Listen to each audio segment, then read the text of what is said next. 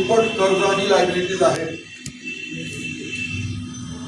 आणि अशा परिस्थितीमध्ये सरकार ना सिंचनाच्या सोयी करू शकत, त्यामुळे ना शेतकरी आत्महत्या थांबवू शकत, दरडोई उत्पन्न वाढवू शकत नाही, त्यामुळे कुपोषण थांबवू शकत नाही, शिवाय गुंतवणूक करून अद्ययावत मशिनरी लावून काही प्रदूषण नियंत्रित करू शकत नाही, रोजगाराच्या संधी निर्माण करू शकत नाही, त्यामुळे नक्षलवादाला आळा बसू शकत नाही. आणि या सगळ्या दृष्टीने म्हणून या सगळ्या प्रश्नाचं एकच उत्तर आहे, ते म्हणजे विदर्भाचं स्वतंत्र राज्य. विदर्भाचं स्वतंत्र राज्य निर्माण करायची प्रक्रिया घटनेतील आर्टिकल 3 प्रमाणे केंद्राने निर्णय करायचा राज्य निर्मितीचा, संसदेने पास करायचा, राष्ट्रपतीकडे सहीला पाठवायचा आणि राष्ट्रपतींनी राज्याचे विधिमंडळाचे व्ह्यूज जाणून घ्यायचे. यासाठी म्हणून केंद्राने ती प्रक्रिया सुरू करावी. महामहिम राष्ट्रपती महोदयांनी त्यांना डायरेक्शन द्यावी. यासाठी म्हणून आम्ही 1 मेला काळा दिवस विदर्भातील 11 जिल्ह्यात आणि काही महत्त्वाच्या तालुक्यांमध्ये हे आंदोलन होईल आणि हा इशारा आम्ही सरळ केंद्र सरकारला देतो. किती लोक राहिले? प्रत्येक जिल्ह्यात 50-100 लोक राहतात. नागपूरला किती? नागपूरला 50-60 लोक राहतात. कुठे होणार आहे आंदोलन? कुठे होणार आहे? नागपुरात महात्मा गांधी पुतळ्यासमोर वैरागी. क्या टाइमिंग है? समय क्या रहेगा? समय 11 से निदर्शन ही करना है. सरकार के खिलाफ, केंद्र सरकार के खिलाफ नारेबाजी करना है. केंद्राने राज्य सरकार फक्त केलं.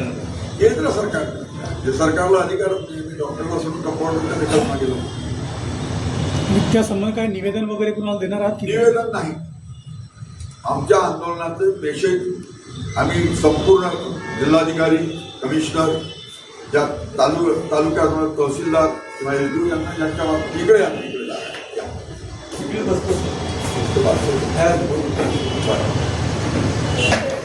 त्या तऱ्हेने आम्ही जो अर्ज देतो त्याची नोंद ताबडतोब केंद्राला इंटेलिजन्स मार्फत आणि CID मार्फत राज्य सरकारला ताबडतोब जाते आणि या प्रश्न तुमच्या मार्फत आंदोलन कशा प्रकारे करणार सर? आंदोलन आम्ही काळ्या फिती लावणार, काही ठिकाणी काळी टोपी घालणार, काही ठिकाणी काळा पॅन्ट किंवा काळा शर्ट घालणार आणि किमान घंटाभर आम्ही केंद्र सरकारच्या विरुद्ध घोषणाबाजी करणार आणि महाराष्ट्रवादी चले जाओ असं म्हणणार. रास्ता रोको वगैरे काही आंदोलन नाही, रास्ता रोको नाही.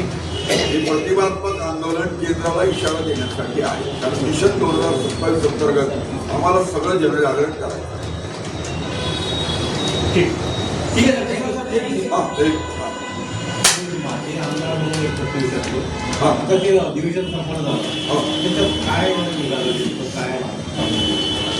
काय निघायला काहीच नाही. गाईच्या कासात दूधच नाही तर काय निघेल? किती ठोके मारले तरी तुमच्या गाईच्या लागोड आहे काय?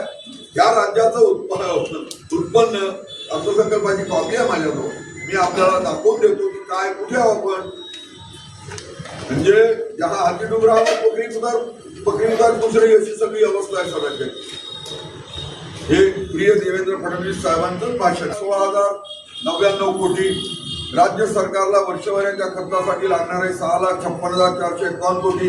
महसुली तूट आहे 40,552 कोटी. राजकोषीय खर्चासह एकूण खर्च आहे 7,61,467 कोटी आणि राजकोषीय तूट सुद्धा 1,95,491 कोटी आहे. आणि राज्यावरचा कर्जाचा डोंगर 11,02,000 कोटी आहे. 11,02,654 कोटी आणि त्यावर द्यावं लागणारं व्याज हे 64,559 कोटी आहे.